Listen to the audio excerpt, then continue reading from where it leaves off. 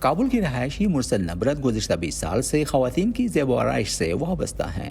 چند سال قبل ان کے پاس اتنا سرمایہ جمع ہو گیا کہ انہوں نے اپنا بیوٹی پارلر کھول لیا، مگر گزشتہ ماہ طالبان کی جانب سے بیوٹی پارلرز کی بندش کے اعلان کے ساتھ انہیں ایک دھچکا لگا۔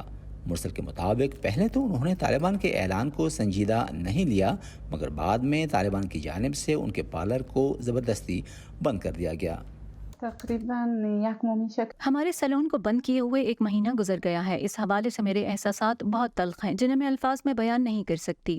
جس دن دکان بند کی جا رہی تھی اس دن میں، وہاں کام کرنے والے اور میرے بچے سب چیخو پکار کر رہے تھے۔ سیلون ہمارا واحد ذریعہ معاش تھا۔ میرا شوہر ذہنی مریض ہے، کام نہیں کر سکتا۔ میں اپنے گھر، 5 بچوں اور کرائے کا بندوبست اسی سیلون کی آمدن سے ہی پورا کرتی تھی۔ ایک محتاط اندازے کے مطابق افغانستان میں تقریباً 60,000 خواتین بیوٹی پارلرز کے شعبے سے منسلک ہیں۔ اس کاروبار کی بندش کے بعد افغان خواتین آمدن کے ایک اور ذریعے سے محروم ہو گئی ہیں۔ اس بندش کے بعد مرسل کو بھی اپنے مستقبل کی فکر لاحق ہو گئی ہے۔ ہمارے پاس ہر قسم کے گاہک آتے تھے، نوجوان، بڑی عمر کی خواتین اور حتیٰ کہ بچیاں بھی خوشی خوشی آتی تھیں۔ طالبان کے گھرانوں سے بھی خواتین میک اپ کرانے کے لیے آتی تھیں، وہ بھی ہمارے ہاں بہت خوشی محسوس کرتی تھیں۔ اگست 2021 میں اقتدار حاصل کرنے کے بعد طالبان کی حکومت نے لڑکیوں اور خواتین کے ہائی اسکولوں اور یونیورسٹیوں میں تعلیم حاصل کرنے پر پابندی لگا دی تھی۔ بعد میں مرد کے بغیر تفریحی پارکوں اور سفری پابندی لگانے اور عوامی مقامات پر پردہ کرنے کے بھی احکامات جاری کیے۔ طالبان کی جانب سے جاری کردہ مختصر حکم نامے میں بتایا گیا تھا کہ میک اپ پر خرچ کی جانے والی رقم اسراف کے زمرے میں آتی ہے، اور اس کے ساتھ ساتھ بیوٹی پارلر میں خوبصورتی کے لیے کیے جانے والے بعض عمل غیر اسلامی تھے۔ موجودہ حالات میں دلہنوں کا دولہوں کے خاندانوں سے میک اپ کے لیے رقم لینا ایک بوجھ ہے۔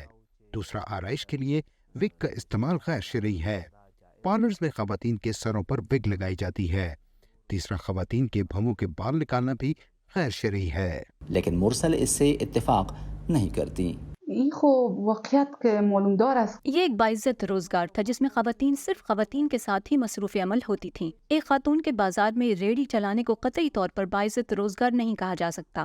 یہاں ساری ایسی خواتین ہیں جو کہ بیوہ رہ چکی ہیں، ان کے گھروں میں کوئی کمانے والا نہیں ہے اور وہ اکیلی گھرانے کی کفیل ہیں۔ انہیں گلیوں اور بازاروں میں آنا پڑتا ہے۔ ایسے میں اگر بیوٹی پارلر کھل جائیں تو خواتین کے لیے اچھا ہوگا، کیونکہ اس سے ان کا باعزت روزگار جڑا ہوا ہے۔ طالبان کی جانب سے بیوٹی پارلرز کی بندش کے بعد مرسل آرائش کا سامان اپنے گھر منتقل کر چکی ہیں، جہاں کبھی کبھار ان کے پرانے گاہک ان کے پاس آتے ہیں۔ شبانہ اعظمی بھی انہی میں سے ایک ہیں۔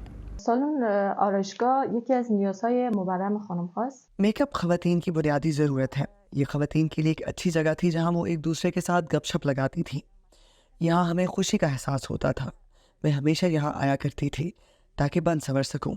یونیورسٹی کے بعد ہونے کے بعد طلباء کے لیے کوئی اور جگہ نہیں تھی۔ یہ جگہ ہماری بوریت دور کرنے کی ایک اچھی جگہ تھی تاکہ ذہنی مسائل کے شکار ہونے سے بچ سکیں۔ مرسل نبرت کا بیوٹی پارلر اب بند ہو چکا ہے، مگر جب بھی اپنے موبائل فون پر اپنے پارلر کی ویڈیو دیکھتی ہیں تو بے اختیار آنکھیں نم ہو جاتی ہیں۔